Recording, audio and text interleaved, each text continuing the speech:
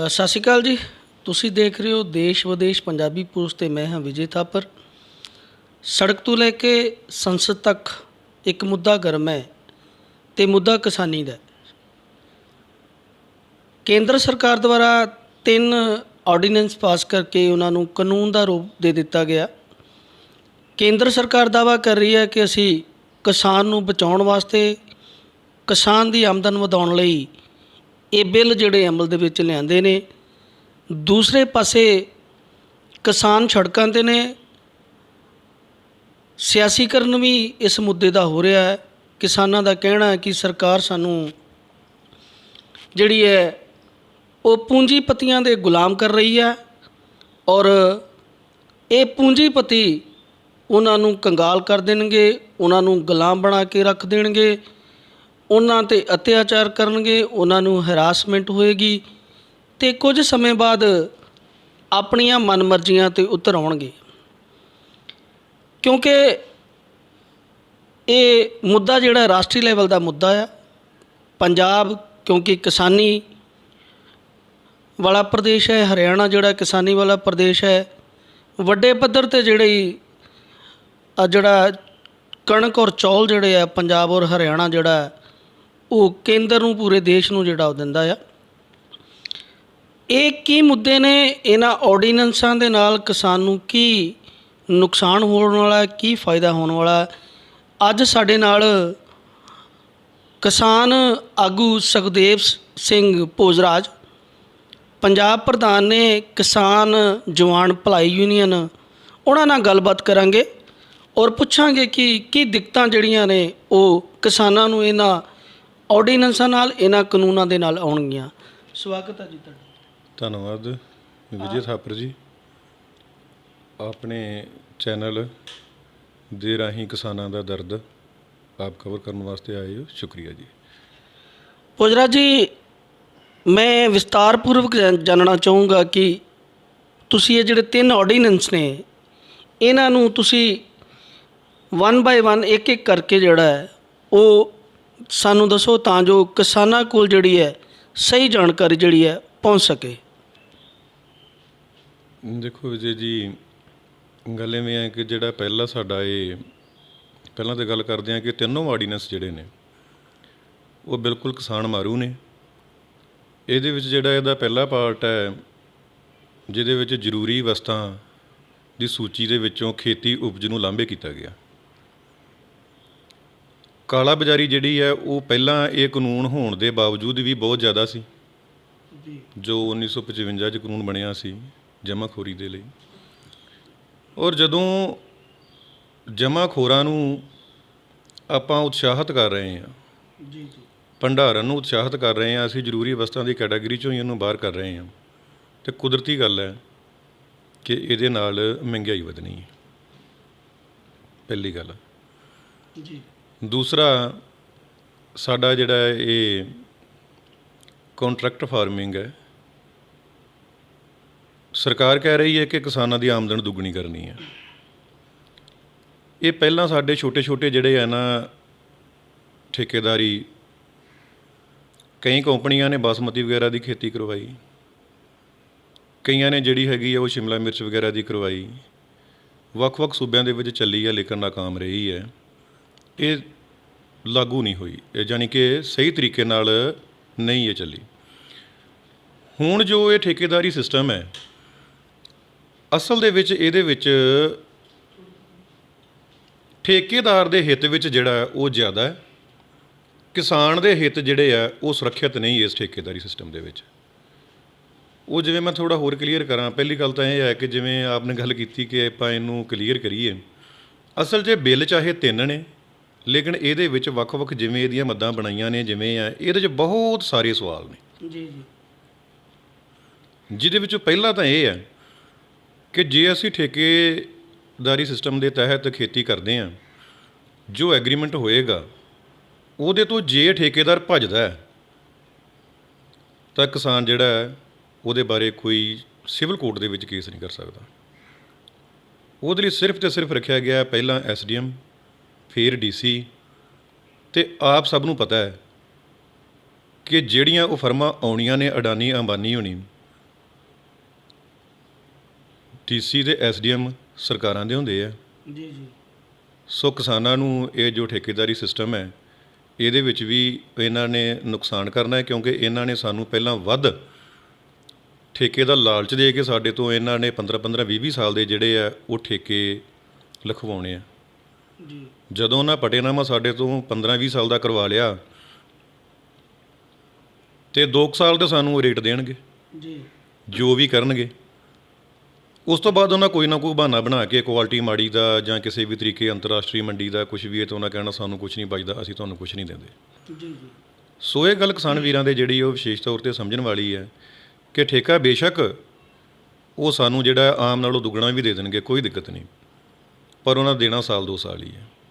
ਜੀ ਉਸ ਤੋਂ ਬਾਅਦ ਫਿਰ ਇਹਨਾਂ ਨੂੰ ਪਤਾ ਜਦੋਂ ਆ ਜਵਾਬ ਦੇ ਦਿੱਤਾ ਕਿ ਠੇਕਾ ਤੁਹਾਨੂੰ ਨਹੀਂ ਦੇ ਸਕਦੇ, ਅਸੀਂ ਕੁਝ ਵੀ ਨਹੀਂ ਦੇਣਾ, ਔਰ ਠੇਕੇ ਦੇ ਮੁਤਾਬਕ ਉਹਦੇ ਇਕਰਾਰਨਾਮੇ ਦੇ ਮੁਤਾਬਕ ਅਸੀਂ ਜ਼ਮੀਨ ਵਾਹ ਨਹੀਂ ਸਕਦੇ, ਠੇਕਾ ਸਾਨੂੰ ਉਹਨਾਂ ਦੇਣਾ ਨਹੀਂ, ਕੇਸ ਅਸੀਂ ਕਿਤੇ ਕਰ ਨਹੀਂ ਸਕਦੇ, ਨੈਚੁਰਲੀ ਮਰਾਂਗੇ ਹੀ ਨਾ।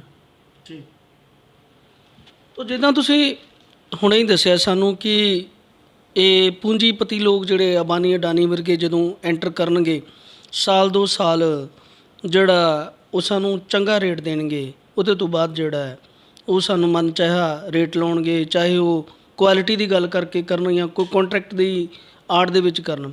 ਮੈਂ ਜਿੱਥੋਂ ਤੱਕ ਮੇਰੀ ਜਾਣਕਾਰੀ ਦਾ ਸਵਾਲ ਹੈ, ਜਿੱਦਾਂ ਤੁਸੀਂ ਦੱਸਿਆ ਕਿ ਸਿਵਲ ਕੋਡ ਨੂੰ ਬਾਹਰ ਰੱਖਿਆ ਗਿਆ, ਬਿਲਕੁਲ ਇਹ ਗੱਲ ਤੁਹਾਡੀ ਦਰੁਸਤ ਹੈ ਕਿ ਸਿਵਲ ਕੋਡ ਨੂੰ ਜਿਹੜਾ ਬਾਹਰ ਰੱਖਿਆ ਗਿਆ, ਪਰ ਉਹਨਾਂ ਨੇ ਕੰਸਲੇਸ਼ਨ ਆਫੀਸਰ ਜਿਹੜੇ ਨੇ ਅਪਾਇੰਟ ਕੀਤੇ ਨੇ, ਐਸਡੀਐਮ ਹੈ, ਡੀਸੀ ਹੈ, ਏਡੀਸੀ ਹੈ, ਔਰ ਨਾਲ ਦੀ ਨਾਲ ਜੇਕਰ ਕੋਈ ਵੀ ਕੰਟਰੈਕਟਰ ਜਾਂ ਕੋਈ ਜਿਹੜੀ ਹੈਗਾ ਜਿਹੜਾ ਕੋਆਪਰੇਟਿਵ ਸੈਕਟਰ ਹੈ ਉਹਦੇ ਵਿੱਚ ਜਿਹੜਾ ਕੋਈ ਉਨਤਾਈ ਪਾਈ ਜਾਂਦੀ ਆ ਜਾਂ ਉਹ ਰੂਲਾਂ ਨੂੰ ਵਾਇਲੇਟ ਕਰ ਰਿਹਾ, ਰੂਲਾਂ ਨੂੰ ਤੋੜ ਰਿਹਾ, ਤਾਂ ਉਹਦੇ ਲਈ ਜੁਰਮਾਨੇ ਦੀ ਪ੍ਰੋਵੀਜ਼ਨ ਹੈ। ਉਹ 5000 ਰੁਪਏ ਇੱਕ ਦਿਨ ਦਾ ਵੀ ਹੋ ਸਕਦਾ, 10,000 ਵੀ ਹੋ ਸਕਦਾ, ਜਾਂ ਤੋਂ ਜ਼ਿਆਦਾ ਵੀ ਹੋ ਸਕਦਾ ਹੈ। ਪਰ ਦੂਸਰੇ ਪਾਸੇ ਜੇਕਰ ਕਿਸਾਨ ਜਿਹੜਾ ਹੈ ਉਹ ਵਾਇਲੇਟ ਕਰਦਾ, ਉਹ ਜਿਹੜਾ ਉਹ ਦੋਸ਼ੀ ਪਾਇਆ ਜਾਂਦਾ ਕੰਟਰੈਕਟ ਨੂੰ ਲੈ ਕੇ, ਉਹਦੇ ਵਾਸਤੇ ਕੋਈ ਜੁਰਮਾਨਾ ਜਿਹੜਾ ਉਹ ਨਹੀਂ ਆ। ਤਾਂ ਇਸ ਸਥਿਤੀ ਦੇ ਮੁਤਾਬਕ ਤਾਂ ਇਹ ਕਾਨੂੰਨ ਜਿਹੜਾ ਉਹ ਕਿਸਾਨਾਂ ਦੇ ਹੱਕ ਵਿੱਚ ਹੈ। ਤੁਹਾਨੂੰ ਕਿੱਦਾਂ ਲੱਗਦਾ ਕਿ ਇਹ ਕਿਸਾਨਾਂ ਦੇ ਵਿਰੋਧ ਵਿੱਚ ਹੈ? ਦੇਖੋ, ਜਦੋਂ ਕਿਸੇ ਨੂੰ ਮਾਰਨਾ ਹੋਏ ਨਾ ਤੇ ਫਿਰ ਅੱਜ ਕੱਲ੍ਹ ਕੀ ਕਹਿੰਦੇ ਆ ਵੀ ਕੋਈ ਨਾ ਕੋਈ ਚਾਲ ਜਿਹੜੀ ਉਹ ਚੱਲਣੀ ਪੈਂਦੀ ਹੈ। ਜੀ ਸੋ ਬਿਲਕੁਲ ਠੀਕ ਹੈ। ਇਹ ਜਿਹੜੀਆਂ ਚੀਜ਼ਾਂ ਨੇ ਇਹ ਐਵੇਂ ਇੱਕ ਕੁਛ ਇਹਦੇ 'ਚ ਲਾਈਨਾਂ ਜਿਹੜੀਆਂ ਨੇ ਉਹ ਮਿੱਠੀਆਂ ਗੋਲੀਆਂ ਨੇ, ਤਾਂ ਜੋ ਇਸ ਚੀਜ਼ ਨੂੰ ਬਿਆਨ ਕਰਕੇ ਤੇ ਜੋ ਇਹਨਾਂ ਦੀ ਉਹਦੇ ਮਗਰ ਛਾਤਰ ਦਿਮਾਗ ਚੱਲ ਰਿਹਾ ਹੈ ਕਿਸਾਨਾਂ ਤੋਂ ਜ਼ਮੀਨਾਂ ਹਥਿਆਉਣ ਦਾ, ਆਪਣੀ ਉਸ ਸਾਜ਼ਿਸ਼ ਦੇ ਵਿੱਚੋਂ ਕਾਮਯਾਬ ਹੋ ਸਕਣ। ਜੇਕਰ ਇਹਨਾਂ ਦੀ ਨੀਅਤ ਕਿਸਾਨ ਪੱਖੀ ਹੈ ਤੇ ਇਹਨਾਂ ਸਿਵਲ ਕੋਰਟ ਨੂੰ ਕਿਉਂ ਬਾਹਰ ਕੀਤਾ ਇਹਨਾਂ ਨੇ? ਜੁਰਮਾਨੇ ਦੀ ਜਿਹੜੀ ਉਹ ਗੱਲ ਨਹੀਂ, ਕਿਉਂਕਿ ਇਹ ਵੇਖੋ ਇਹ ਸ਼ਰੇਆਮ ਧੱਕੇਸ਼ਾਹੀ ਹੋਣੀ ਹੈ। ਇੱਥੇ ਤੱਕ ਉਹ ਆਮ ਜਿਹੜਾ ਜ਼ਿਮੀ ਦਾ ਕਹਿ ਲਓ ਵੀ ਜਿਹੜਾ ਕੋਈ ਠੇਕੇਦਾਰ ਹੈ ਨਾ, ਕੋਈ ਤਗੜਾ, ਉਹ ਨਹੀਂ ਕਿਸੇ ਦੇ ਕਹੇ ਲੱਗਦਾ। ਜੀ ਇੱਥੇ ਕਿੰਨੀਆਂ ਧੱਕੇਸ਼ਾਹੀਆਂ ਹੋ ਰਹੀਆਂ ਨੇ, ਪੋਲੀਟੀਸ਼ੀਅਨ ਧੱਕੇਸ਼ਾਹੀਆਂ ਕਰਦੇ ਨੇ, ਕਈ ਗੈਂਗਸਟਰ ਨੇ, ਕਈ ਕੁਛ ਆ, ਕੋਈ ਸਾਡੇ ਜਿਹੜੇ ਆਮ ਇੰਡਸਟਰੀਲਿਸਟ ਨੇ ਉਹ ਹੀ ਨਹੀਂ ਕਿਸੇ ਦੇ ਕਾਬੂ ਆਉਂਦੇ। ਜੀ ਅਤੇ ਜਿਹੜੀਆਂ ਆਉਣੀਆਂ ਨੇ ਸਾਡੀਆਂ ਕਾਰਪੋਰੇਟ ਘਰਾਣਿਆਂ ਨੇ ਜਿੰਨਾ ਆਉਣਾ ਹੈ, ਬਿਲਕੁਲ ਇਹਨਾਂ ਨੇ ਜਿਹੜਾ ਇਹ ਮੈਂ ਨਹੀਂ ਇਸ ਚੀਜ਼ ਨੂੰ ਮੰਨਦਾ ਕਿ ਜੇ ਕਿਸਾਨੀ ਨੂੰ ਉਹਨਾਂ ਨੇ ਰੱਖਿਆ ਜੁਰਮਾਨੇ ਤੋਂ ਬਾਹਰ ਅਤੇ ਠੀਕ ਹੈ, ਲਾਈਨ ਚੰਗੀ ਹੈ ਜ਼ਰੂਰ ਹੈ, ਪਰ ਕੁੱਲ ਮਿਲਾ ਕੇ ਜਿਹੜਾ ਸਾਡੀਆਂ ਨੇ ਇਹਦੇ ਵਿੱਚ 4-5 ਜੋ ਮੁੱਖ ਚੀਜ਼ਾਂ ਨੇ ਉਹ ਹੀ ਸਾਨੂੰ ਮਾਰ ਦਿੰਦੀਆਂ। ਜੀ ਮੰਨ ਲਓ ਜੇ ਇਹਦੇ ਵਿੱਚ ਕੋਈ ਚੀਜ਼ਾਂ 5-6 ਕਿਸਾਨੀ ਦੇ ਹਿੱਤ 'ਚ ਵੀ ਹੋਣਗੀਆਂ, ਲੇਕਿਨ ਜਿਹੜੀਆਂ ਕਿਸਾਨ ਵਿਰੋਧੀ ਨੇ ਉਹ ਹੀ ਕਿਸਾਨ ਮਾਰੂ ਨੇ। ਜੀ ਜੀ ਸੋ ਇਸ ਕਰਕੇ ਕੋਈ ਇਹ ਸਾਰਾ ਆਰਡੀਨੈਂਸ ਜਿਵੇਂ ਮੈਂ ਤੁਹਾਨੂੰ ਦੱਸਿਆ ਨਾ ਕਿ ਇਹਦੇ ਬਹੁਤ ਵਿੱਚ ਅੱਗੇ ਜਾ ਕੇ ਪਾਰਟ ਨੇ ਉਹ ਕਿਸਾਨ ਮਾਰੂ ਨੇ। ਸੋ ਇੱਕ ਹੋਰ ਰੌਲਾ ਬੜਾ ਪਾਇਆ ਜਾ ਰਿਹਾ ਹੈ ਕਿ ਇਹ ਜਿਹੜੇ ਆਰਡੀਨੈਂਸ ਪਾਸ ਹੋਣ ਦੇ ਨਾਲ ਨਾਲ ਜਿਹੜਾ ਹੈ MSP ਜਿਹੜਾ ਉਹ ਚਲਿਆ ਜਾਏਗਾ। MSP ਨੂੰ ਲੈ ਕੇ ਕਿਸਾਨ ਬੜਾ ਚਿੰਤਤ ਹੈ, ਕਿਉਂਕਿ MSP ਜਿਹੜਾ ਮਿਨੀਮਮ ਸਪੋਰਟ ਪ੍ਰਾਈਸ ਹੈ ਉਹ ਕਿਸਾਨ ਨੂੰ ਜਿਹੜੀ ਉਹ ਬੜੀ ਹੱਲਾਸ਼ੇਰੀ ਦਿੰਦਾ ਹੈ, ਔਰ ਕਿਸਾਨ ਸਾਰੀ ਆਪਣੀ ਕੈਲਕੂਲੇਸ਼ਨ ਕਰਕੇ ਜਦੋਂ MSP ਦੀ ਗੱਲ ਕਰਦਾ ਤਾਂ ਫਿਰ ਵੀ ਕਿਤੇ ਨਾ ਕਿਤੇ ਉਹਨੂੰ ਇਸ ਗੱਲ ਦਾ ਧਰਵਾਸਾ ਹੁੰਦਾ ਕਿ ਮੇਰੀ ਜਿਹੜੀ ਫਸਲ ਹੈ ਉਹ ਜਾਂਦੇ ਜਾਂਦੇ ਵੀ ਮੈਨੂੰ ਕੁਛ ਦੇ ਕੇ ਜਾਏਗੀ, ਕਿਉਂਕਿ ਐਮਐਸਪੀ ਦੀ ਪ੍ਰੋਵੀਜ਼ਨ ਇੱਥੇ ਹੈਗੀ ਆ। ਤਾਂ ਕਿਸਾਨਾਂ ਨੂੰ ਸ਼ੰਕਾ ਬੜਾ ਆ, ਕਿਸਾਨ ਆਗੂ ਇਹ ਕਹਿ ਵੀ ਰਹੇ ਨੇ ਕਿ ਜੇ ਇਹ ਕਰ ਕੰਟਰੈਕਟ ਫਾਰਮਿੰਗ ਆ ਜਾਂਦੀ ਹੈ ਜਾਂ ਜਿਹੜਾ ਦੂਸਰਾ ਬਿੱਲ ਜਿਹੜਾ ਉਹ ਇੰਪਲੀਮੈਂਟ ਹੋ ਜਾਂਦਾ ਤੇ ਐਮਐਸਪੀ ਚਲਿਆ ਜਾਏਗਾ। ਤੁਹਾਡੇ ਇਹਦੇ ਬਾਰੇ ਕੀ ਵਿਚਾਰ ਨੇ? ਦੇਖੋ, ਕਿਸਾਨਾਂ ਦੇ ਸ਼ੰਕੇ ਜਿਹੜੇ ਨੇ ਉਹ 100% ਹੀ ਸਹੀ ਨੇ। ਸਰਕਾਰ ਚਾਹੇ ਕੁਝ ਵੀ ਕਹੇ ਕਿ ਐਮਐਸਪੀ ਜਿਹੜੀ ਲਾਗੂ ਰਹੇਗੀ, ਲੇਕਿਨ ਐਮਐਸਪੀ ਲਾਗੂ ਨਹੀਂ ਰਹਿਣੀ, ਕਿਉਂਕਿ ਇਹਦੇ ਬਾਰੇ ਪਹਿਲਾਂ ਹੀ ਸਾਡੇ ਨਿਤਨ ਗਡਕਰੀ ਜੀ ਔਰ ਰਾਜਨਾਥ ਸਿੰਘ ਜੀ ਇਹ ਦੋਨੋਂ ਸਰਕਾਰ ਦੇ ਜਿਹੜੇ ਨੇ ਜ਼ਿੰਮੇਵਾਰ ਮੰਤਰੀ ਨੇ, ਇਹ ਬਿਆਨ ਦੇ ਚੁੱਕੇ ਨੇ ਕਿ ਐਮਐਸਪੀ ਜਿਹੜੀ ਉਹ ਖਤਮ ਕੀਤੀ ਜਾਵੇਗੀ, ਕਿਉਂਕਿ ਸਾਡੀਆਂ ਜੋ ਕੀਮਤਾਂ ਨੇ ਉਹ ਅੰਤਰਰਾਸ਼ਟਰੀ ਮਾਰਕੀਟ ਦੇ ਮੁਤਾਬਕ ਅਨਾਜ ਦੀਆਂ ਜ਼ਿਆਦਾ ਨੇ। ਇਹ ਕਹਿਣਾ ਸਾਡੇ ਕੇਂਦਰੀ ਮੰਤਰੀਆਂ ਦਾ। ਮੈਂ ਤੁਹਾਡੀ ਗੱਲ ਕੱਟ ਰਿਹਾ ਕਿਉਂਕਿ ਤੁਸੀਂ ਦੋ ਮੰਤਰੀਆਂ ਦਾ ਨਾਂ ਰਿਹਾ ਔਰ ਉਹਨਾਂ ਨੇ ਸਿੱਧੇ ਤੌਰ 'ਤੇ ਜਿਹੜਾ ਇਹ ਗੱਲ ਕਹੀ ਹੈ ਕਿ ਜੇਕਰ ਆਪਾਂ ਕਮਾਈ ਵਜੋਂ ਜਿਹੜੀ ਹੈ ਇਹਨੂੰ ਕਿਸਾਨੀ ਨੂੰ ਚਲਾਉਣਾ ਆ ਤੇ ਸਾਨੂੰ ਕਣਕ ਤੇ ਚੌਲਾਂ ਦੇ ਜਾਂ ਝੋਨੇ ਦੇ ਜਿਹੜੇ ਸਰਕਲ 'ਚੋਂ ਨਿਕਲਣਾ ਪਏਗਾ, ਜਿਹੜਾ ਕਿ ਸਿੱਧਾ ਦਾ ਸਿੱਧਾ ਇਸ਼ਾਰਾ ਸੀਗਾ ਕਿ ਐਮਐਸਪੀ ਜਿਹੜੀ ਹੈ ਕਦੇ ਵੀ ਬ੍ਰੋਕ ਹੋ ਸਕਦੀ ਹੈ, ਕਦੇ ਵੀ ਟੁੱਟ ਸਕਦੀ ਹੈ। ਤਾਂ ਕਿਸਾਨ ਨੂੰ ਇਹ ਆਗੂਆਂ ਦੇ ਬਿਆਨ ਵੀ ਕਿਤੇ ਤੇ ਕਿਤੇ ਜਿਹੜੇ ਆ ਉਹ ਸਤਾ ਰਹੇ ਔਰ ਇਸ਼ਾਰਾ ਵੀ ਉਹਨਾਂ ਦਾ ਹੈਗਾ ਕਿ ਜੇਕਰ ਤੁਸੀਂ ਇਸ ਚੀਜ਼ ਦੇ ਵਿੱਚੋਂ ਨਹੀਂ ਨਿਕਲਦੇ ਤਾਂ ਸ਼ਾਇਦ ਆ ਕਿ ਤੁਹਾਨੂੰ ਇਹ ਐਮਐਸਪੀ ਵੀ ਜਿਹੜੀ ਹੈ ਉਹ ਤੁਹਾਡੀ ਜਾਂਦੀ ਰਹੇ। ਕੀ ਕਹਿਣਾ ਚਾਹੋਗੇ? ਦੇਖੋ, ਇਹ ਤਾਂ ਸ਼ੋਰ ਹੈ ਜੀ ਕਿ ਐਮਐਸਪੀ ਜਿਹੜੀ ਹੈ ਇਹ ਖਤਮ ਹੋਣੀ ਹੈ। ਰਹੀ ਗੱਲ ਜਿਹੜਾ ਇਹਨਾਂ ਨੇ ਕੀਤੀ ਹੈ ਕਿ ਇਹ ਕਣਕ ਤੇ ਝੋਨੇ ਤੋਂ ਜਿਹੜਾ ਬਾਹਰ ਨਿਕਲਣਾ ਪੈਣਾ, ਬਾਹਰ ਨਿਕਲ ਕੇ ਕਿਸਾਨ ਨੂੰ ਤਾਂ ਵਾਜਬ ਰੇਟ ਮਿਲਦਾ ਨਹੀਂ ਕਿਸੇ ਵੀ ਫਸਲ ਦਾ। ਸਾਡਾ ਤਾਂ ਪਹਿਲਾਂ ਵੀ ਰੌਲਾ ਇਹੀ ਹੈ ਕਿ ਅਸੀਂ ਝੋਨੇ ਦੀ ਖੇਤੀ ਕਰਨੀ ਜਿਹੜੀ ਉਹ ਛੱਡ ਦਿੰਦੇ ਹਾਂ।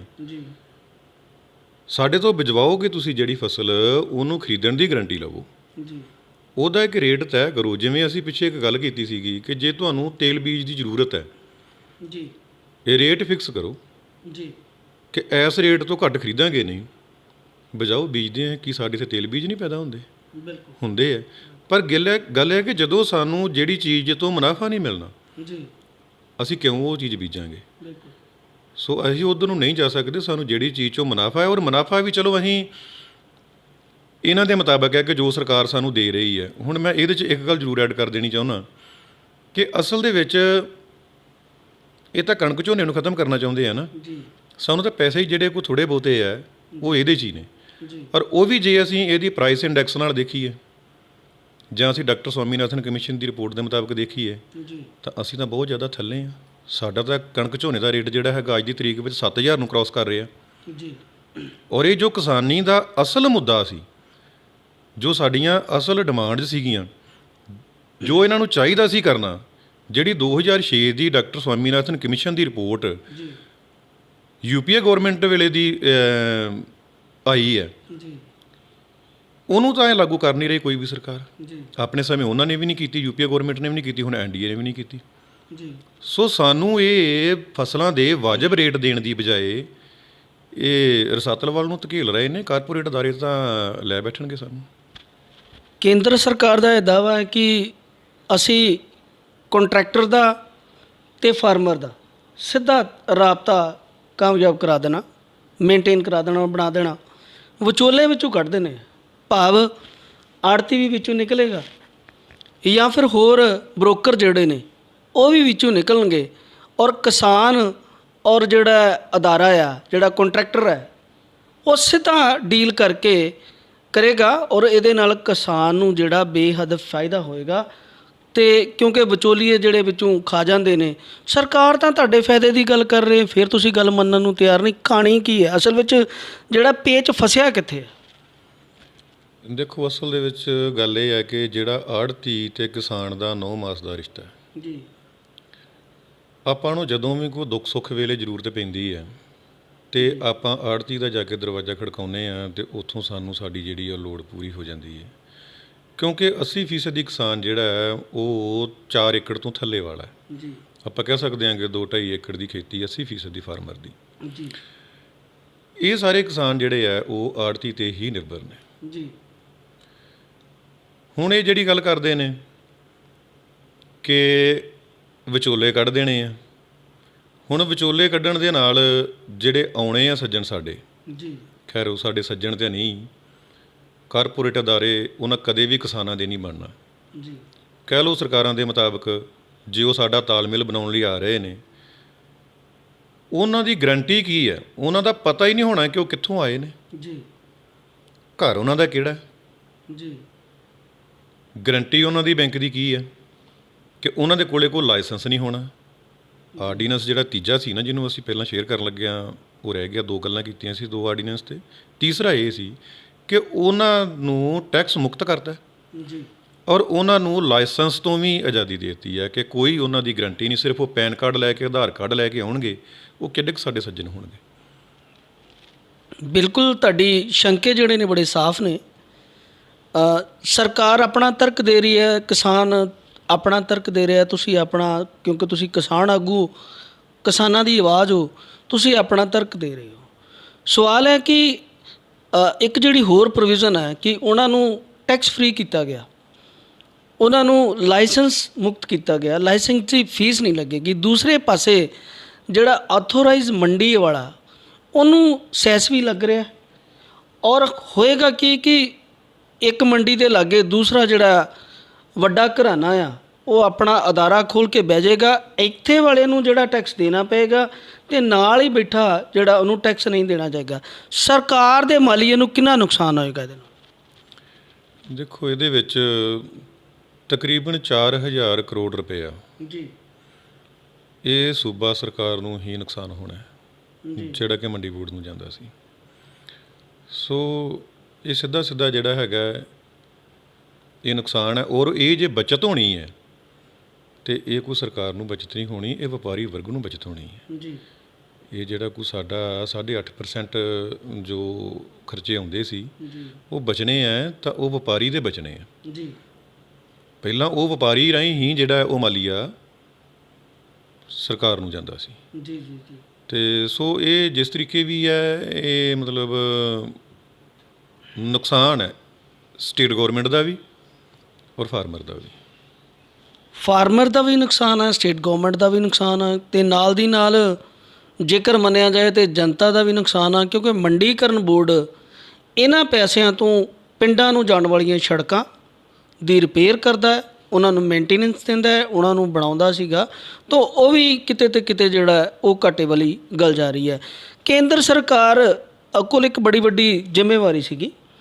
ਕੇਂਦਰ ਸਰਕਾਰ ਦਾ ਇੱਕ ਤਰਕ ਸੀਗਾ ਜਾਂ ਉਹਨਾਂ ਦਾ ਇੱਕ ਸੀਕਰਟ ਸੀਗਾ ਕਿ ਉਹਨਾਂ ਨੂੰ ਹਜ਼ਾਰਾਂ ਕਰੋੜ ਰੁਪਈਆ ਜਿਹੜਾ ਸਾਲ ਦਾ ਖਰਚ ਕਰਨਾ ਪੈਂਦਾ ਹੈ ਇਹ ਫਸਲਾਂ ਦੀ, ਇਹਨਾਂ ਕ੍ਰੌਪਸ ਦੀ, ਇਹਨਾਂ ਦੀ ਰੱਖ ਰਖਾਓ ਦੇ ਵਿੱਚ। ਕਈ ਮਹਿਕਮੇ ਕੇਂਦਰ ਸਰਕਾਰ ਨੇ ਜਿਹੜੇ ਨੇ ਅਪੁਆਇੰਟ ਕੀਤੇ ਹੋਏ ਆ। ਕਿਆ ਕਿਤੇ ਕੇਂਦਰ ਸਰਕਾਰ ਇਹ ਨੁਕਸਾਨ ਨੂੰ ਖਤਮ ਕਰਨ ਵਾਸਤੇ ਆਪਣੀ ਜ਼ਿੰਮੇਵਾਰੀ ਤੋਂ ਤਾਂ ਨਹੀਂ ਭੱਜ ਰਹੀ? ਤਾਂ ਹੀ ਇਹ ਪ੍ਰਾਈਵੇਟ ਘਰਾਣਿਆਂ ਨੂੰ ਇਸ ਫੀਲਡ ਦੇ ਵਿੱਚ ਲਿਆਂਦਾ ਜਾ ਰਿਹਾ। ਦੇਖੋ, ਜਦੋਂ ਸਾਡੇ ਦੇਸ਼ ਦੀ ਵਧੇਰੇ ਵਸੋਂ ਭੁੱਖੀ ਸੌਂਦੀ ਸੀ ਜੀ, ਉਦੋਂ 1965 ਦੇ ਵਿੱਚ ਹਰੀ ਕ੍ਰਾਂਤੀ ਦੇ ਤਹਿਤ ਕਿਸਾਨਾਂ ਨੇ ਸਰਕਾਰ ਦੀਆਂ ਹਦਾਇਤਾਂ ਨੂੰ ਜੀ ਮੰਨ ਕੇ ਏਡਾ ਵੱਡਾ ਹਮਲਾ ਮਾਰਿਆ ਖੇਤੀ ਦੇ ਵਿੱਚ ਜੀ ਕਿ ਅਸੀਂ ਆਪਣੇ ਦੇਸ਼ ਵਾਸੀਆਂ ਦਾ ਢਿੱਡ ਭਰਨ ਦੀ ਬਜਾਏ ਅਸੀਂ ਆਪਣੇ ਦੇਸ਼ ਵਾਸੀਆਂ ਦਾ ਢਿੱਡ ਭਰਨ ਤੋਂ ਬਾਅਦ ਅਨਾਜ ਨੂੰ ਐਕਸਪੋਰਟ ਵੀ ਕਰਨ ਲੱਗ ਪਏ। ਜੀ ਜੀ ਅਸੀਂ ਮਤਲਬ ਜਿਹੜਾ ਹੀ ਦੇਸ਼ ਨੂੰ ਇਸ ਸਮਰੱਥ ਬਣਾਇਆ। ਪਰ ਇਹ ਜਿਹੜੇ ਇਹਨਾਂ ਦੀ ਨੀਅਤ ਹੈ ਕਿ ਮਤਲਬ ਰੱਖ ਰਖਾਵ 'ਤੇ ਖਰਚਾ ਹੁੰਦਾ ਹੈ ਜੀ, ਇਹ ਇਹਨਾਂ ਦੀ ਗੱਲ ਹੋ ਸਕਦੀ ਹੈ। ਲੇਕਿਨ ਜਦੋਂ ਦਾ ਇਹ ਸਾਡੇ ਮੋਦੀ ਆਇਆ ਨਾ ਜੀ, ਇਹਨੇ ਸਿਰਫ ਕੰਮ ਹੀ ਇਹ ਫੜਿਆ ਹੈ ਕਿ ਸਾਰਾ ਕੁਝ ਕਰ ਹੀ ਪ੍ਰਾਈਵੇਟ ਦੇਣਾ। ਜੀ ਕਿਉਂਕਿ ਇਹ ਜਿਹੜੇ ਕਾਰਪੋਰੇਟ ਅਦਾਰੇ ਆ ਨਾ, ਸਰਕਾਰਾਂ ਜਦੋਂ ਇਹ ਇਲੈਕਸ਼ਨ ਲੜਦੀਆਂ ਨਾ ਤਾਂ ਇਹ ਇਹਨਾਂ ਦੇ ਸਿਰ 'ਤੇ ਇਲੈਕਸ਼ਨ ਲੜਦੀਆਂ ਨੇ। ਜੀ ਇਹਨਾਂ ਦੇ ਕਹਿਣ 'ਤੇ ਇਹ ਸਾਰਾ ਕੁਝ ਹੁੰਦਾ ਹੈ। ਜੀ ਸੋ ਉਹ ਇੱਕ ਕਾਰਨ ਹੋ ਸਕਦਾ ਹੈ, ਲੇਕਿਨ ਜ਼ਿਆਦਾ ਕਾਰਨ ਸਿਰਫ ਕਾਰਪੋਰੇਟ ਅਦਾਰਿਆਂ ਨੂੰ ਫਾਇਦਾ ਪਹੁੰਚਾਉਣਾ। ਜੀ ਇਹਨਾਂ ਨੇ ਜਿਵੇਂ ਪਹਿਲਾਂ ਦੇਖੋ ਰੇਲਵੇ ਦਾ ਨਿੱਜੀਕਰਨ ਹੋ ਰਿਹਾ, ਜੀ LIC ਖਤਮ ਹੋ ਰਹੀ ਹੈ, ਜੀ ਏਅਰਪੋਰਟ ਜਿਹੜੇ ਨੇ ਉਹ ਇਹਨਾਂ ਪ੍ਰਾਈਵੇਟ ਕਰਤੇ ਆ ਇਹਨਾਂ ਨੇ। ਹੋਰ ਇਸ ਤਰ੍ਹਾਂ ਮਤਲਬ ਕਾਫੀ ਕੁਛ ਹੈ ਜਿਹੜਾ ਇਹਨਾਂ ਨੇ BSNL ਗਈ। ਜੀ ਠੀਕ ਹੈ ਜੀ। ਸੋ ਵੇਖੋ, ਜਿਹੜਾ ਰੇਲਵੇ ਤੱਕ ਮਤਲਬ ਵੇਚੂਗਾ, ਇਹਨਾਂ ਦੇ ਕੋਲੇ ਸਿਰਫ ਇੱਕ ਰਹਿ ਗਿਆ ਸੀ ਇਸ ਵੇਲੇ ਖੇਤੀ ਸੈਕਟਰ, ਜੀ ਸੋ ਖੇਤੀ ਸੈਕਟਰ ਵੀ ਇਹਨਾਂ ਨੇ ਜਿਹੜਾ ਹੈ ਉਹ ਵੀ ਨਿੱਜੀ ਅਦਾਰਿਆਂ ਨੂੰ ਵੇਚ ਦਿੱਤਾ ਕਹਿ ਲਓ। ਜੀ ਜੇ ਇਹ ਬਿੱਲ ਵਾਪਸ ਨਹੀਂ ਹੁੰਦਾ ਤੇ ਇਹ ਜਿਹੜਾ ਨਿੱਜੀ ਅਦਾਰਿਆਂ ਹੱਥੀਂ ਇਹ ਸੈਕਟਰ ਜਿਹੜਾ ਵਿਕ ਗਿਆ। ਜੀ ਸੋ ਬੜੀ ਕਲੀਅਰ ਸਾਫ਼ ਸ਼ਬਦਾਂ ਦੇ ਵਿੱਚ ਗੱਲ ਹੈ ਕਿ ਇਹਨਾਂ ਦਾ ਕਹਿਣਾ ਹੈ ਕਿ ਸਰਕਾਰ ਖੇਤੀ ਸੈਕਟਰ ਨੂੰ ਵੀ ਨਿੱਜੀ ਸੈਕਟਰ ਦੇ ਹੱਥ ਦੇ ਵਿੱਚ ਦੇ ਰਹੀ ਹੈ। ਤੁਸੀਂ ਕਿਸ ਤਰ੍ਹਾਂ ਸੰਘਰਸ਼ ਕਰ ਰਹੇ ਹੋ? ਕੀ ਤੁਹਾਡੇ ਸੰਘਰਸ਼ ਦੀ ਰੂਪਰੇਖਾ ਹੈ ਤੇ ਕਦ ਤੱਕ ਇਹ ਸੰਘਰਸ਼ ਜਿਹੜਾ ਉਹ ਚੱਲਦਾ ਰਹੇਗਾ? ਪਹਿਲੀ ਗੱਲ ਤਾਂ ਇਹ ਸੰਘਰਸ਼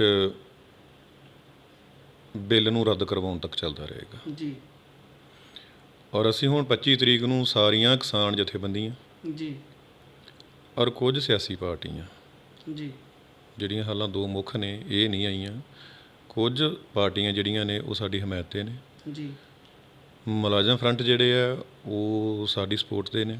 ਜੀ ਸੋ ਅਸੀਂ 25 ਤਰੀਕ ਨੂੰ ਪੰਜਾਬ ਬੰਦ ਦੀ ਕਾਲ ਦਿੱਤੀ ਹੈ। ਜੀ ਪੰਜਾਬ ਮੁਕੰਮਲ ਬੰਦ ਹੋਏਗਾ। ਜੀ ਜੇ ਸਰਕਾਰ ਨਹੀਂ ਸਮਝਦੀ ਜੀ ਤੇ ਉਸ ਤੋਂ ਬਾਅਦ ਦਿੱਲੀ ਦਾ ਘਰਾਓ ਜਿਹੜਾ ਹੈ ਉਹ ਹੋਏਗਾ ਔਰ ਇਹ ਬਿੱਲ ਨੂੰ ਜਿਹੜਾ ਹਰ ਹੀਲੇ ਰੱਦ ਕਰਵਾ ਕੇ ਰਵਾਂਗੇ। ਜੇਕਰ ਕੇਂਦਰ ਸਰਕਾਰ ਤੁਹਾਨੂੰ ਸੁਨੇਹਾ ਭੇਜੇ ਕਿ ਆਓ ਇੱਕ ਪਲੇਟਫਾਰਮ 'ਤੇ ਸਾਡੇ ਨਾਲ ਬੈਠੋ, ਜਿਹੜੇ ਤੁਹਾਡੇ ਸ਼ੰਕੇ ਨੇ, ਜਿਹੜੇ ਤੁਹਾਡੇ ਸਵਾਲ ਨੇ, ਅਸੀਂ ਉਹਨਾਂ ਦੀ ਗਰੰਟੀ ਵੀ ਦਿੰਦੇ ਹਾਂ ਅਤੇ ਉਹਨਾਂ ਨੂੰ ਕਲੀਅਰ ਵੀ ਕਰਦੇ ਹਾਂ, ਤਾਂ ਅਜਿਹੀ ਸਥਿਤੀ ਵਿੱਚ ਤੁਹਾਡਾ ਕੀ ਕਦਮ ਹੋਏਗਾ? ਦੇਖੋ, ਗੱਲ ਤੇ ਜਿਹੜੀ ਹੈ ਨਾ ਉਹਨਾਂ ਦੀ ਗੱਲ ਬੈਠ ਕੇ ਉਸ ਗੱਲ ਨੂੰ ਤਾਂ ਅਸੀਂ ਪਹਿਲੇ ਲਫ਼ਜ਼ਾਂ ਦੇ ਵਿੱਚ ਪ੍ਰਵਾਨ ਹੀ ਨਹੀਂ ਕਰਦੇ। ਜੀ ਸਾਡੀ ਤਾਂ ਪਹਿਲੀ ਗੱਲ ਹੀ ਇਹ ਹੈ ਕਿ ਬਿੱਲ ਵਾਪਸ ਹੋਣਾ ਚਾਹੀਦਾ ਜੀ ਔਰ ਸਾਡੇ ਫਸਲਾਂ ਦੇ ਰੇਟ ਜਿਹੜੇ ਆ ਡਾਕਟਰ ਸਵਾਮੀਨਾਥਨ ਕਮਿਸ਼ਨ ਦੀ ਰਿਪੋਰਟ ਦੇ ਮੁਤਾਬਕ ਤੈਅ ਹੋਣੇ ਚਾਹੀਦੇ ਆ। ਜੀ ਕਰਜ਼ਾ ਸਾਰਾ ਜਿਹੜਾ ਕਿਸਾਨੀ ਦਾ ਉਹ ਮਾਫ ਹੋਣਾ ਚਾਹੀਦਾ। ਜੀ ਜੀ ਇਹਨਾਂ ਨਾਲ ਮਿਲ ਬੈਠ ਕੇ ਗੱਲ ਕਰਨ ਵਾਲੀ ਤਾਂ ਕੋਈ ਗੱਲ ਰਹਿ ਹੀ ਨਹੀਂ ਗਈ, ਜੀ ਕਿਉਂਕਿ ਇੱਕ ਪਾਸੇ ਇਹ ਕਾਨੂੰਨ ਬਣਾ ਰਹੇ ਨੇ। ਜੀ ਹਾਂ, ਕੁਛ ਇਹ ਜ਼ਰੂਰ ਹੋ ਸਕਦਾ ਹੈ ਕਿ ਜੇਕਰ ਇਹਦੇ ਵਿੱਚ ਸੋਧ ਕਰਨੀ ਚਾਹੁੰਦੇ ਹੋਣ, ਜੀ ਲੋਕ ਸਭਾ ਦੇ ਵਿੱਚ ਇਸ ਬਿੱਲ ਨੂੰ ਫੇਰ ਇਹਨੂੰ ਬੁਲਾਉਣ, ਇਹਨੂੰ ਵਿਚਾਰਨ ਇਸ ਚੀਜ਼ ਨੂੰ, ਉੱਥੇ ਕਿਸਾਨ ਆਗੂਆਂ ਦੀ ਜਿਹੜੀ ਹੈਗੀ ਆ ਸਲਾਹ ਲੈ ਕੇ ਤੇ ਜਿਹੜੀਆਂ ਕਮੀਆਂ ਨੇ ਜੀ ਉਹਨਾਂ ਕਮੀਆਂ ਨੂੰ ਦੂਰ ਕਰਕੇ, ਜਿਵੇਂ ਕਿ ਸਾਡੀ ਇੱਕ ਮੁੱਖ ਇਹ ਹੈਗੀ ਹੈ ਕਿ MSP ਜਿਹੜੀ ਹੈ ਉਹਦੇ ਤੋਂ ਘੱਟ ਰੇਟ 'ਤੇ ਠੀਕ ਹੈ ਵਪਾਰੀ ਨਹੀਂ ਖਰੀਦੇਗਾ। ਜੀ ਠੀਕ ਹੈ। ਜੀ ਜੇ ਕੰਟਰੈਕਟਰ ਦਾ ਕੋਈ ਕਲੇਸ਼ ਹੁੰਦਾ ਹੈ ਤਾਂ ਉਹ ਸਿਵਲ ਕੋਰਟ 'ਚ ਵਿਚਾਰਿਆ ਜਾਏਗਾ। ਜੀ ਇਹ ਮਤਲਬ ਇਹੋ ਜਿਹੀਆਂ ਜਿਹੜੀਆਂ ਚੀਜ਼ਾਂ ਨੇ, ਇਹ ਜਿੰਨੀ ਦੇਰ ਨਹੀਂ ਸਰਕਾਰ ਇਸ ਚੀਜ਼ ਨੂੰ ਥਰੂ ਕਹਿ ਲਓ ਵੀ ਕਾਨੂੰਨ ਦੇ ਰਾਹ ਜਿੰਨੀ ਦੇਰ ਨਹੀਂ ਇਹ ਵਿਚਾਰਨ ਦੀ ਮਨ ਬਣਾਉਂਦੀ ਸਾਫ਼ ਨੀਤ ਨਾਲ, ਉਨੀ ਦੇਰ ਇਹਨਾਂ ਦੇ ਕੋਲ ਬੈਠਣ ਦੀ ਕੋਈ ਤੁੱਕ ਨਹੀਂ ਹੈਗੀ ਔਰ ਨਾ ਬੈਠਣਾ ਕਿਸੇ ਨੇ। ਠੀਕ। ਸੋ ਹੋਰ ਕੋਈ ਗੱਲ ਜਿਹੜੀ ਤੁਸੀਂ ਕਿਸਾਨ ਹਿੱਤ ਦੇ ਵਿੱਚ ਦੱਸਣੀ ਚਾਹੁੰਦੀ ਹੋਵੋ ਕਿ ਜਾਂ ਇਸ ਆਰਡੀਨੈਂਸਾਂ ਨੂੰ ਲੈ ਕੇ, ਇਸ ਬਿੱਲਾਂ ਨੂੰ ਲੈ ਕੇ ਤੁਸੀਂ ਡਿਟੇਲ ਦੇ ਵਿੱਚ ਸਾਰਾਂਸ਼ ਸਮਰਾਈਜ਼ ਕਰ ਸਕਦੇ ਹੋ, ਤਾਂ ਉਹ ਜ਼ਰੂਰ ਦੱਸੋ, ਤਾਂ ਜੋ ਕਿਸਾਨਾਂ ਕੋਲ ਜਿਹੜੀ ਹੈ ਇਹਦੀ ਸਹੀ ਇਨਫੋਰਮੇਸ਼ਨ ਜਿਹੜੀ ਆ ਪਹੁੰਚ ਸਕਣ ਔਰ ਕਿਸਾਨ ਜਿਹੜਾ ਉਹ ਗੁੰਮਰਾਹ ਨਾ ਹੋਵੇ। ਮੈਂ ਇੱਕ ਸਵਾਲ ਤੁਹਾਨੂੰ ਹੋਰ ਵੀ ਕਰਨਾ ਚਾਹੁੰਦਾ। 2022 ਦੇ ਵਿੱਚ ਪੰਜਾਬ ਦੀ ਇਲੈਕਸ਼ਨ ਹੈ, ਸਿਆਸੀਕਰਨ ਜ਼ਬਰਦਸਤ ਤਰੀਕੇ ਨਾਲ ਹੋ ਰਿਹਾ ਇਸ ਮੁੱਦੇ ਦਾ। ਮੈਨੂੰ ਲੱਗਦਾ ਨਹੀਂ ਵੀ ਸਿਆਸੀ ਪਾਰਟੀਆਂ ਨੂੰ ਜਿਹੜੀ ਹੈ ਉਹ ਕਿਸਾਨ ਨਾਲ ਇੰਨੀ ਹਮਦਰਦੀ ਹੈ, ਮਗਰ ਕੁਰਸੀ ਦੀ ਖਾਤਰ ਜਿਹੜਾ ਉਹ ਆਪਣੇ ਆਪ ਨੂੰ ਕਿਸਾਨ ਹਤੈਸ਼ੀ ਦੱਸ ਰਹੇ ਨੇ ਔਰ ਕਿਸਾਨ ਦੀ ਗੱਲ ਕਰ ਰਹੇ ਨੇ, ਨਾ ਚਾਹ ਕੇ ਵੀ ਉਹਨਾਂ ਨੂੰ ਜਿਹੜਾ ਵਿਰੋਧ ਕਰਨਾ ਪੈ ਰਿਹਾ। ਤਾਂ ਦੋ ਸ਼ਬਦ ਇਹਦੇ ਬਾਰੇ ਵੀ ਦੱਸੋ ਕਿ ਇਹ ਮੁੱਦੇ ਦਾ ਸਿਆਸੀਕਰਨ ਹੋ ਰਿਹਾ? 100% ਸੱਚ ਹੈ ਕਿ ਸਿਆਸੀਕਰਨ ਹੋ ਰਿਹਾ। ਸਾਡੀਆਂ ਦੋ ਮੁੱਖ ਪਾਰਟੀਆਂ ਜੀ, ਕਾਂਗਰਸ ਤੇ ਅਕਾਲੀ ਦਲ, ਜੀ ਕਿਉਂਕਿ BJP ਤਾਂ ਹੈ ਹੀ ਵਿਰੋਧ 'ਚ, ਜੀ ਉਹ ਤਾਂ ਪਹਿਲੇ ਜੀ, ਅਕਾਲੀ ਦਲ ਵੀ ਇਹਨਾਂ ਦੇ ਨਾਲ ਹੀ ਵਿਰੋਧ 'ਚ ਰਹੀ ਹੈ। ਜੀ ਬੀਬਾ ਹਰਸਿਮਰਤ ਦੇ ਅਸਤੀਫੇ ਤੋਂ 4 ਦਿਨ ਪਹਿਲਾਂ ਤੱਕ ਵੱਡੇ ਬਾਦਲ ਸਾਹਿਬ, ਜੀ ਸੁਖਬੀਰ ਬਾਦਲ ਜੀ ਔਰ ਬੀਬਾ ਹਰਸਿਮਰਤ ਤਾਂ ਇਹ ਦਮਗਜੇ ਮਾਰਦੇ ਰਹੇ ਨੇ ਕਿ ਇਹ ਆਰਡੀਨੈਂਸ ਜਿਹੜਾ ਇਹ ਕਿਸਾਨਾਂ ਦੇ ਹਿੱਤ 'ਚ। ਪਰ ਉਹ ਤਾਂ ਕਹਿੰਦੇ ਨੇ ਵੀ ਮੈਂ ਕਿਸਾਨ ਦੀ ਧੀ ਹਾਂ ਤਾਂ ਮੈਂ ਕਿਸਾਨ ਮੈਨੂੰ ਪਹਿਲੇ ਆ, ਬਾਕੀ ਗੱਲਾਂ ਬਾਅਦ ਦੀਆਂ।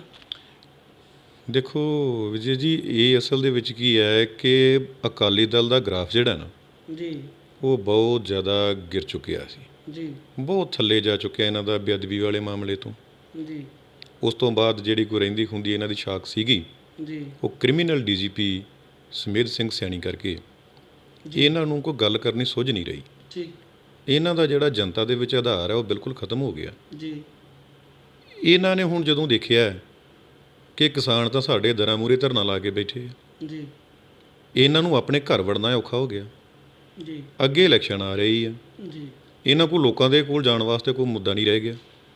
ਸੋ ਇਹ ਇੱਕ ਕਮਿਟਮੈਂਟ ਕਰਕੇ ਬੀਜੇਪੀ ਨਾਲ ਸਮਝੌਤਾ ਕਰਕੇ ਉਹਨਾਂ ਦੇ ਨਾਲ ਜੋ ਸਾਨੂੰ ਲੱਗਦਾ ਹੈ ਪਲਾਨ ਕਰ ਰਹੇ ਸਾਰਾ ਕੁਝ ਇਹ। ਬਿਲਕੁਲ ਇਹ ਇੱਕ ਪਲਾਨ ਕਰਕੇ ਕਿ ਅਸੀਂ ਜਿਹੜਾ ਹੈਗਾ ਵੋਟ ਲਵਾਂਗੇ, ਜੇ ਸਾਨੂੰ ਵੋਟ ਨਾ ਪਈ ਤੇ ਤੁਹਾਨੂੰ ਵੀ ਨਹੀਂ ਪੈਣੀ, ਸਾਡਾ ਤੁਹਾਡੇ ਨਾਲ ਸਮਝੌਤਾ ਹੈ, ਜੀ ਅਸੀਂ ਅਸਤੀਫਾ ਦੇਵਾਂਗੇ, ਅਸੀਂ ਇਹਦਾ ਵਿਰੋਧ ਕਰਾਂਗੇ, ਪਰ ਹੈਗੇ ਅਸੀਂ ਤੁਹਾਡੇ ਨਾਲ ਹੀ ਹਾਂ। ਇਹ ਵਾਕਈ ਜੇਕਰ ਇਹ ਅਕਾਲੀ ਦਲ ਆਪਣੇ ਆਪ ਨੂੰ ਕਿਸਾਨ ਹਿਤੈਸ਼ੀ ਕਹਿੰਦਾ ਤਾਂ ਕਿਆ ਇਹਨਾਂ ਨੂੰ ਐਲਾਨ ਕਰ ਦੇਣਾ ਚਾਹੀਦਾ ਕਿ ਉਹਨਾਂ ਨਾਲ ਹੁਣ ਬੀਜੇਪੀ ਨਾਲ ਉਹਨਾਂ ਦਾ ਕੋਈ ਰਿਸ਼ਤਾ ਨਹੀਂ, ਸਿਆਸੀ ਵੀ ਨਹੀਂ ਤਾਂ ਦੂਸਰਾ ਵੀ ਨਹੀਂ? ਦੇਖੋ ਇਹ ਤਾਂ ਕਲੀਅਰ ਹੈ ਜੀ ਕਿ ਇਹ ਬੀਜੇਪੀ ਦਾ ਸਾਥ ਪੱਕੇ ਤੌਰ ਤੇ ਛੱਡ ਕੇ ਜੀ ਔਰ ਆਪਣਾ ਬੈਨਰ ਵੀ ਛੱਡ ਕੇ ਜੀ ਇਹਨਾਂ ਨੂੰ ਕਿਸਾਨਾਂ ਦੇ ਝੰਡੇ ਹੇਠ ਬੈਠਣਾ ਚਾਹੀਦਾ ਸੀ। ਜੀ ਔਰ ਇੱਕ ਮੈਂ ਆਪ ਜੀ ਦੀ ਜਾਣਕਾਰੀ ਦੇ ਵਿੱਚ ਹੋਰ ਵਾਧਾ ਕਰਦੇ ਹਾਂ ਕਿ ਇਹਨਾਂ ਨੇ ਜੋ ਕੱਲ੍ਹ ਦਾ ਐਲਾਨ ਕੀਤਾ ਹੈ ਜੀ ਕਿ 25 ਤਰੀਕ ਨੂੰ ਅਕਾਲੀ ਦਲ ਸਾਰੇ ਹਲਕਿਆਂ ਦੇ ਵਿੱਚ ਠੀਕ 3 ਘੰਟੇ ਦਾ ਜਾਮ ਲਾਏਗਾ। ਜੀ ਹੁਣ 25 ਤਰੀਕ ਨੂੰ ਕਿਸਾਨ ਜਥੇਬੰਦੀਆਂ ਨੇ ਕਾਲ ਦਿੱਤੀ ਹੋਈ ਹੈ, ਮਤਲਬ ਟ੍ਰੈਫਿਕ ਜਾਮ ਕਰਨ ਦੀ, ਪੰਜਾਬ ਬੰਦ। ਤੁਹਾਡਾ ਕਹਿਣ ਦਾ ਮਤਲਬ ਕਿ ਤੁਹਾਡੇ ਪ੍ਰੋਗਰਾਮ ਨੂੰ ਤਾਰ-ਪੀਟੋ ਕਰ ਰਿਹਾ ਅਕਾਲੀ ਦਲ? 100% ਜੀ ਇਹ ਤਾਰਪੀਡੋ ਕਰ ਰਿਹਾ। ਇਹਦੇ 'ਚ ਤੇ ਬਿਲਕੁਲ ਮਤਲਬ ਕਿਸੇ ਨੂੰ ਸਮਝਾਉਣ ਵਾਲੀ ਗੱਲ ਹੀ ਨਹੀਂ ਰਹਿ ਗਈ। ਜੇ ਇਹਨਾਂ ਨੇ ਕਰਨਾ ਸੀ ਸਾਡੇ ਨਾਲ ਆ ਕੇ, ਪਹਿਲੀ ਗੱਲ ਤਾਂ ਸਾਡੇ ਨਾਲ ਬਹਿੰਦੇ ਜੀ, ਜੇ ਸਾਡੇ ਨਾਲ ਨਹੀਂ ਸੀ ਇਹਨਾਂ ਨੇ ਬੈਠਣਾ ਤਾਂ ਇਹ ਕਿਸੇ ਹੋਰ ਦਿਨ ਪ੍ਰੋਗਰਾਮ ਕਰ ਲੈਂਦੇ। ਜੀ ਹੁਣ ਇਹ ਪਿੰਡਾਂ ਦੇ ਵਿੱਚੋਂ ਜਾਂ ਜਿੱਥੋਂ ਵੀ ਲੋਕਾਂ ਨੇ ਜਾਣਾ ਹੈ, ਇਹਨਾਂ ਕੋਸ਼ਿਸ਼ ਕਰਨੀ ਹੈ ਕਿ ਸਾਡੇ ਨਾਲ ਜਾਣ। ਜੀ ਸੋ ਇਹ ਇੱਥੋਂ ਸਾਫ਼ ਜ਼ਾਹਰ ਹੋ ਰਿਹਾ ਹੈ ਕਿ ਅਕਾਲੀ ਦਲ ਜਿਹੜਾ ਹੈ ਬੀਜੇਪੀ ਦੇ ਨਾਲ ਸਮਝੌਤਾ ਕਰਕੇ ਇਹਨਾਂ ਨੇ ਅਸਤੀਫਾ ਦਿੱਤਾ ਹੈ। ਜੀ ਇਹ ਪੂਰੀ ਜਿਹੜੀ ਉਹ ਡਰਾਮੇਬਾਜ਼ੀ ਕਰ ਰਹੇ ਨੇ ਜੀ ਅੱਜ ਦੇ ਟਾਈਮ ਤੱਕ। ਔਰ ਰਹੀ ਗੱਲ ਕਾਂਗਰਸ ਦੀ, ਕਾਂਗਰਸ ਵਿਧਾਨ ਸਭਾ 'ਚ ਉਹਨਾਂ ਨੇ ਮਤਾ ਪਾਸ ਕੀਤਾ ਹੈ, ਜੀ ਉਹ ਚੰਗੀ ਗੱਲ ਹੈ, ਠੀਕ ਪਰ ਹਾਲਾਂ ਸਾਫ਼ ਨੀਅਤ ਦੇ ਨਾਲ ਇਹ ਵੀ ਨਹੀਂ ਸਾਡੇ ਨਾਲ। ਜੀ ਕਿਉਂਕਿ ਅਸਲ ਜੋ ਗੱਲ ਹੈ ਨਾ ਪਿੱਛੇ ਉਹ ਇਹ ਹੈ ਕਿ ਸਰਕਾਰਾਂ ਕਿਸਾਨੀ ਹਿੱਤ 'ਚ ਕੋਈ ਵੀ ਨਹੀਂ, ਜੀ ਔਰ ਕੋਈ ਵੀ ਸਰਕਾਰ ਨਹੀਂ ਚਾਹੁੰਦੀ ਹੈਗੀ ਕਿ ਕਿਸਾਨ ਮੂਵਮੈਂਟ ਜਿਹੜੀ ਹੈਗੀ ਹੈ ਉਹ ਆਪਣੇ ਮਕਸਦ ਦੇ ਵਿੱਚ ਸਫਲ ਹੋਵੇ। ਜੀ ਸੋ ਇਸ ਕਰਕੇ ਹਾਲ ਦੀ ਘੜੀ ਸਾਡੇ ਨਾਲ ਇਹਨਾਂ ਦੋਨੋਂ ਪੋਲੀਟੀਕਲ ਪਾਰਟੀਆਂ ਦੇ ਵਿੱਚੋਂ ਸਾਫ਼ ਨੀਅਤ ਨਾਲ ਕੋਈ ਨਹੀਂ ਖੜਾ। ਜੀ ਜਿੰਨਾ ਵੀ ਇਹ ਕਰ ਰਹੇ ਨੇ ਇਹ ਸਿਰਫ ਆਪਣੇ ਕ੍ਰੈਡਿਟ ਲਈ, ਜੀ 22 ਦੀਆਂ ਇਲੈਕਸ਼ਨਾਂ ਲੜਨ ਵਾਸਤੇ, ਕਿਸਾਨਾਂ ਤੋਂ ਹਮਦਰਦੀ ਔਰ ਆਪਣੇ ਇਹ ਜਿਹੜੇ ਹੈਗੇ ਨੇ ਇਸ ਸੰਘਰਸ਼ ਦੇ ਨਾਲ ਪਰ ਤੋਲ ਰਹੇ ਨੇ ਜੀ ਕਿ ਅਸੀਂ ਕਿੰਨੇ ਕੁ ਜੋਗੇ ਹਾਂ। ਹੁਣ ਅਕਾਲੀ ਦਲ ਕੋਲ ਹੋਰ ਕੋਈ ਮੁੱਦਾ ਨਹੀਂ ਸੀ, ਹੁਣ ਇਹ ਕੱਲ੍ਹ ਨੂੰ ਜਦੋਂ 25 ਨੂੰ ਜਾ ਕੇ ਬੈਠਣਗੇ, ਕਈ ਇਹਨਾਂ ਦੇ ਧੜੇ ਨੇ ਔਰ ਇਹਨਾਂ ਕੋਲ ਬਾਹਰ ਜਾਣ ਦਾ ਹੋਰ ਕੋਈ ਰਸਤਾ ਹੀ ਨਹੀਂ ਹੈ। ਇਹਨਾਂ ਨੂੰ ਹੁਣ ਦੇਖਣਾ ਹੈ ਵੀ ਅਸੀਂ ਕਿੰਨੇ ਕੁ ਜੋਗੇ ਹਾਂ। ਜੀ ਸੋ ਸਾਡੇ ਲਈ ਨਹੀਂ ਇਹ ਜਾ ਰਹੇ। ਸੋ ਇਹ ਸਨ ਜੀ ਕਿਸਾਨ ਆਗੂ ਸੁਖਦੇਵ ਸਿੰਘ ਜੀ ਭੋਜਰਾਜ, ਜਿਹੜੇ ਸੂਬਾ ਪ੍ਰਧਾਨ ਨੇ ਕਿਸਾਨ ਅਤੇ ਜਵਾਨ ਭਲਾਈ ਯੂਨੀਅਨ ਦੇ, ਜਿਨ੍ਹਾਂ ਨੇ ਸਾਨੂੰ ਵਿਸਤਾਰਪੂਰਵਕ ਜਿਹੜੀ ਉਹ ਜਾਣਕਾਰੀ ਇਹਨਾਂ ਆਰਡੀਨੈਂਸਾਂ ਨੂੰ ਲੈ ਕੇ ਦਿੱਤੀ ਹੈ। ਬਹੁਤ ਬਹੁਤ ਧੰਨਵਾਦ ਜੀ ਦੇਸ਼ ਵਿਦੇਸ਼ ਪੰਜਾਬੀ ਪੋਸਟ ਨੂੰ ਟਾਈਮ ਦੇਣ ਵਾਸਤੇ। ਬਹੁਤ ਸ਼ੁਕਰਾਨਾ ਤੁਹਾਡਾ ਵੀਰ ਜੀ, ਕੈਮਰਾਮੈਨ ਸਾਹਿਬ ਔਰ ਆਪ ਜੀ ਵਿਜੇ ਥਾਪਰ ਜੀ ਔਰ ਦੇਸ਼ ਵਿਦੇਸ਼ ਪੰਜਾਬੀ ਪੋਸਟ ਦਾ, ਜਿਨ੍ਹਾਂ ਨੇ ਸਮਾਂ ਕੱਢ ਕੇ ਕਿਸਾਨੀ ਦੇ ਦਰਦ ਨੂੰ ਦਰਸ਼ਕਾਂ ਤੱਕ ਪਹੁੰਚਾਉਣ ਦੀ ਕੋਸ਼ਿਸ਼ ਕੀਤੀ ਹੈ। ਧੰਨਵਾਦ ਜੀ। ਸੋ ਇਹਦੇ ਨਾਲ ਹੀ ਵਿਰਾਮ ਦਿੰਦੇ ਅੱਜ ਦੇ ਇਸ ਚਰਚਾ ਨੂੰ। ਮੈਂ ਵਿਜੇ ਥਾਪਰ, ਔਰ ਜੇਕਰ ਸਾਡਾ ਇਹ ਪ੍ਰੋਗਰਾਮ ਤੁਹਾਨੂੰ ਚੰਗਾ ਲੱਗੇ ਸਾਨੂੰ ਕਮੈਂਟਾਂ 'ਚ ਜ਼ਰੂਰ ਦੱਸਣਾ। ਚੈਨਲ ਨੂੰ ਸਬਸਕ੍ਰਾਈਬ ਕਰੋ ਅਤੇ ਫੇਸਬੁੱਕ ਪੇਜ ਨੂੰ ਫੋਲੋ ਕਰੋ।